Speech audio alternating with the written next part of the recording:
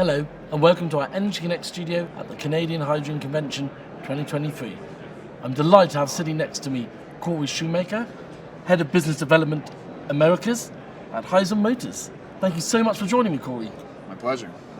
First of all, I just wanted to give us a bit more about what Hyzon Motors are doing in the hydrogen space, and then I want to get into a look at infrastructure. Sure.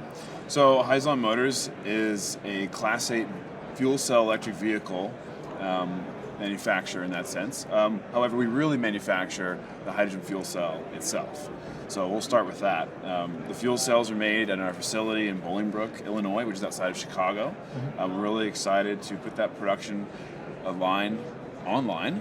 The assembly that we're doing is pretty novel because it's a roll-to-roll manufacturing of the individual layers that go into the membrane electrode assembly, or MEA. So in our MEAs, there's 7 layers, and because we have this roll-to-roll manufacturing process, we can produce a lot more fuel cells than would otherwise be able to, which from the standard way, which is to do them stamped individually. Interesting. And what do you see one of the, there needs to be more of an adoption of, hydrogen-powered transportation, but that needs infrastructure. And what's Hyzon doing around that to sort of partner with other people, other companies to sort of bring this infrastructure to the foe? Yeah, and that's really a large part of my job. As I mentioned the fuel cells. Those fuel cells go with other systems on the vehicle, the hydrogen storage system, battery pack, electric drive. All of that gets integrated onto a Freightliner Cascadia chassis. We do that through an integration partner, and we get that done in the U.S. So, once the vehicle is made, it doesn't operate or go anywhere without fuel. So that's a critical part. And while we don't sell the fuel directly, we need to have a good purview of what's available out there so that we can recommend to our customers the options, and so the customers know what they're getting themselves into in terms of payment. So the partners that we work with vary from the industrial gas companies.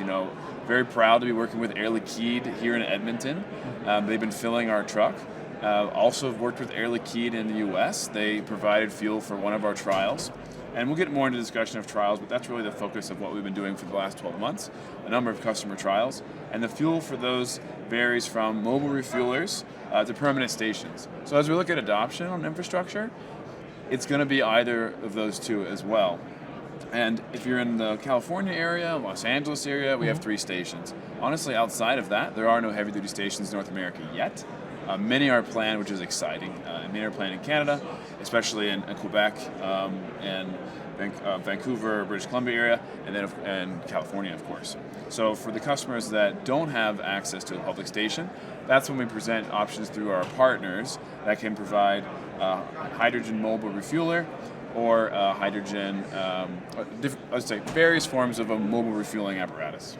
Okay, really interesting, Cory. And actually, I want to pick up on what you just said about trials, because seeing that you've got truck trials that you've done over the last couple of months. Yeah. Can you tell me a bit more about that, and also maybe some of the lessons you've learned and what you might take into other trials? Sure. For those at home, they're not going to be able to see, the truck is standing right over there, which is really exciting. The truck that's here with us today at the convention has been operating in Edmonton since the end of January. We're at over 3,600 kilometers driven with now 4 different fleets. We've successfully done trials with KAG, Bison Transport, New Way Trucking, which is the one that has it now, and Highway 9, which is part of the Mullen Group. So the feedback that we've received has been great. They look at it as a huge golf cart. It goes from park, neutral, reverse, and you just put your foot on the pedal, and that's about it. So that's quiet, no emissions, no vibrations, no smell. And so it's been really good, and they have a lot of torque, especially right from 0 speed, and that's not something that they're used to with the diesel. You usually get that torque as you wind up the motor, but for an electric motor, it's high torque at the instant you turn it on.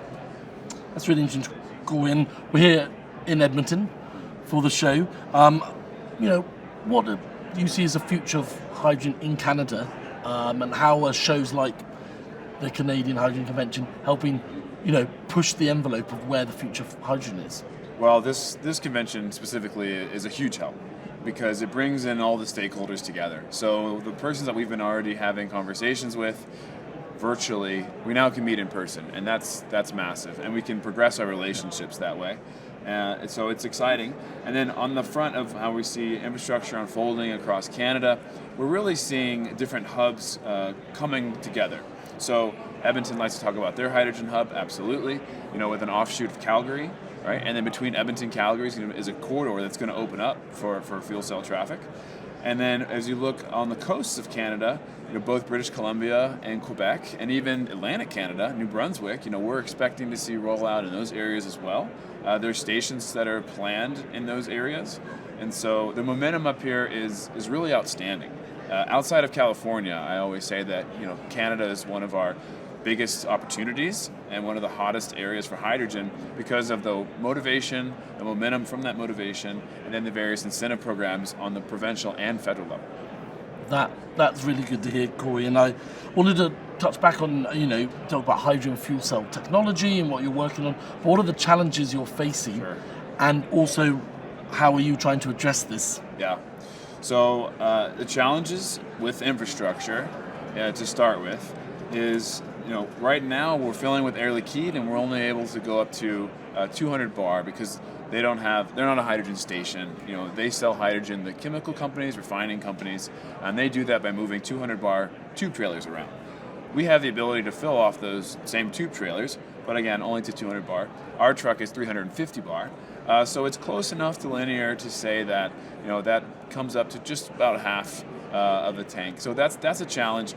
The station by Suncor that should be online soon has had its own fair share of challenges that have delayed the project, but it should be, I think, we're days away from it feels like now, so that'll be really exciting. We get full fills.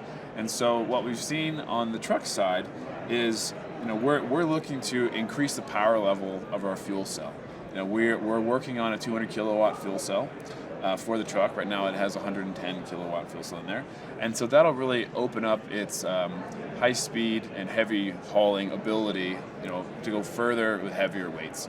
Right now we can do the 36 ton or 82,000 pound full US weight limits, but we really focus on back to base and try to keep everything within a reasonable radius, because you do need more power to go further distances and heavier weights fast along the roads. That's interesting, and I'm sure these trials will give you the feedback that you need to sort of implement. Absolutely. So what we've seen in the trials and feedback with the customers that we're working with both in California and Edmonton, is positive. And we're finding those niches of where, this version of the truck can work very well. And that niche is in an urban mobility environment. Lots of stop and go, and lots of potentially or traffic, city deliveries, that type of thing. So that's something that we've been proud of. And we're excited to soon to be testing the 200, and then to really open up the capabilities of the fuel cell vehicle to get more highway range. Right now we can get around 300 miles or 550 kilometers with the current version, and we're looking to build upon that. Well, from everything you're saying, busy times ahead, which is good. Yeah. And just before we end, we're here for the for the show, the Canadian Hydrogen Convention. You bought your truck, Yes. so I want to hear more. How's it gone and where you look going for 2024 as well coming up. Okay, sure. So right now this truck is operating with fleets, as I mentioned. That's going to continue until the end of July, most likely. From there, it's going to, I think, stay in Canada, except go over to the New Brunswick province, and also looking to do a trial in the Toronto area. So we're staying busy up here. And then, as we look into 2024, we're hoping to bring the next iteration of our truck up here, for the winter. I think that we get the most value from the miles or kilometers that we run here in that bitter cold. I mean, Edmonton gets down to potentially minus 40. So running our truck successfully as we did, minus 20 and pushing minus 30, that's something that we can be proud of. And that's what fleets are going to ask for. You come up here in the summer, they're like, that's great, but how about January, February?